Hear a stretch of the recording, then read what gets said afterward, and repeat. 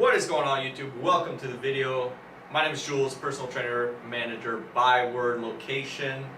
This is Ryan, personal trainer, also by Word Location. Today, we're going to talk to you about this new change.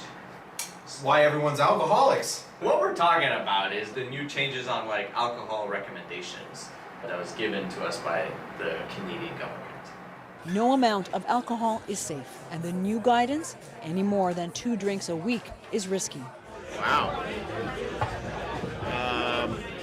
Well, then I'm in really risky territory. It's crazy to say that, but when you really look at it, Facts are facts. A lot of people are. They just think that being an alcoholic is more than what they're currently doing. Yes. But in reality, it's exactly what they're currently doing.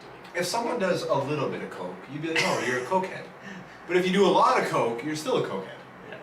The new guidance is a drastic update from the old guidelines that recommended no more than 15 drinks a week for men and 10 for women. So it was 1 to 2 Alcoholic beverages. per day. If you're going home at the end of your day and you're like, I need some beer to deal with my shit, what is that? That is requiring a substance to cope with your life, which is in turn an addiction. Yes. Because in order for you to cope with your life, you need this substance. Yes. Whether you want to look at it that way or not. Alcohol is not looked that badly upon in society because it's a socialized thing. Very socially accepted. We need to move away from this alcoholic culture where we are being told that social life that is not enjoyable unless there is alcohol. But if you went up to your parent and you saw that they were consuming 2-3 alcoholic beverages a day religiously, you'd probably be like, nah, it's a bit problematic, but no one seems to care. Yeah. And now the government cares, and they only want you to consume 1 to 2 a week. A week. A week. The facts are sobering. 3 to 6 drinks a week increases the risk of developing certain cancers.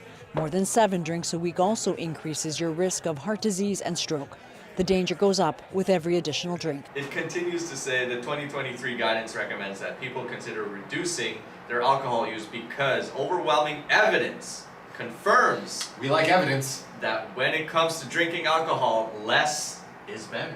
There were some people that were actually outraged by that because they were like, If you're outraged by someone's guided lines on Yeah. alcohol consumption, you have a problem. a little bit. It's literally people trying to show that health and longevity long term is not going to be side by side with excessive alcohol consumption. Alcohol consumption in America is the 3rd leading cause of death. Yep. Alcohol is the one substance that you cannot cut cold turkey without consequences like death. You can be a meth head, Prime example. cut it, you're going to have a hell of a couple of days, but you're not going to die. Yeah. Alcohol is totally different, and meanwhile, you're considered a shrew if you don't drink, or boring, That or happens. a loser. I save it for special occasions with family and stuff like that. It happens quite a bit where you go somewhere and they offer you beer and you're like, oh no, thank you. I You're don't- boring. I don't drink, and they're what? It's like somehow not having a substance problem. is a problem. Yeah, exactly. Prime example from what you just talked about is what we've been through over the last few years. That's the one thing they did not shut down. LCBO stayed open the entire time, and that is not, under the guidelines of lockdowns, that was not considered a health establishment. Yeah, exactly. But it stayed open, and the reason why is exactly for what he said. Where Can't cut alcohol cold turkey. yeah, so it would have caused a whole lot of Hospital-driven issues that we couldn't deal with at that point because Exactly. people were in the hospital. What is the consensus? If you know someone that drinks more than 1 to 2 glasses of alcohol a week, maybe have a gentle sit down and be like, hey bud, reduce a little. It's the main thing that keeps people from achieving their fitness goals, to be honest. Beer is probably the worst alcoholic beverage you can consume Beer, if wine. you care about your health. I find wine drinkers, and maybe I'm wrong, I'm not a wine drinker, wine drinkers tend to get drunk less often than beer drinkers. Whoa, I don't know. No? Let me know. I don't drink either. I don't know. All I know is a lot of my clients who drink beer, they're killing some of them on the weekend will kill 10 to 12 beers. Like some people can knock out like 12 in a day, and then it's just like it's their water. And that is now the requirement of 6 weeks. From clients' perspective, what's holding them back from losing the weight that they want to lose is the alcohol consumption. It's a lot of calories. When I first started my fitness journey, the first thing I cut out was alcohol. And I was like 20, 21. All my friends were like in party mode. They were like, "What are you doing?" Like, and I was like, "I want to get serious with fitness." And for the longest time, I would go to like parties and social events, and I would just like, It's boring.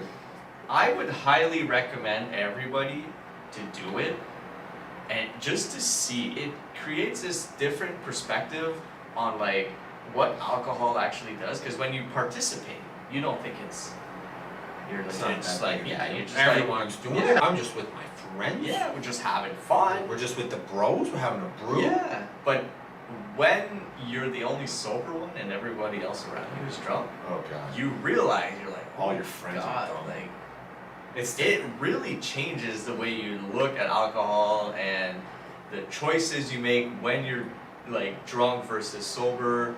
I challenge you all to just stop. Unless not stop. Diminish. I mean, like baby steps. Baby steps. If we're gonna stop alcohol altogether, I need you to stop junk food. I need you to stop hateful posting on social media. I need you to be a better human being on a day-to-day basis. I mean- I need you to go up to a stranger and tell them that they are not ugly at least once. honestly, if you're not a heavy drinker right now and you only do it on the weekends, let's say, I challenge you to just cut it out. For at least a bit. Just see how your Just body to see- adapts. yeah, just to see how you feel. Just And, to and see. you'd be surprised. Most clients who finally cave into that particular piece of advice, this varies, but they'll Yeah. lose like 5 to 10 pounds. Yeah. Like it sucks to hear if you like alcohol.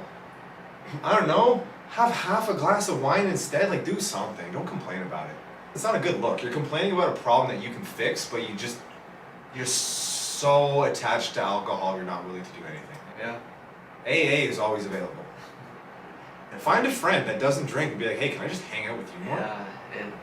Do those even exist anymore? I'm not that fun, so like, sorry.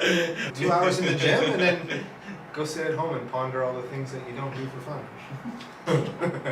Joking. But yeah. Life is good when you don't Yeah. drink. I would say have a conversation with your partner. Yeah.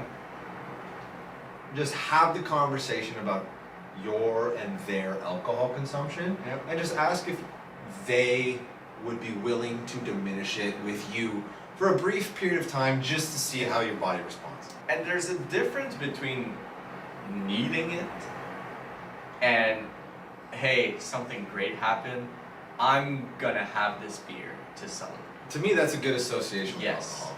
But when you're like, I need it because I had a bad day. Oh my god. That's Your alcohol is now your savior. yeah. It's not a that's- celebratory thing. It's not good. So yeah, But who am I to judge? I'm no psychologist. judgment-free zone. Drink all you want.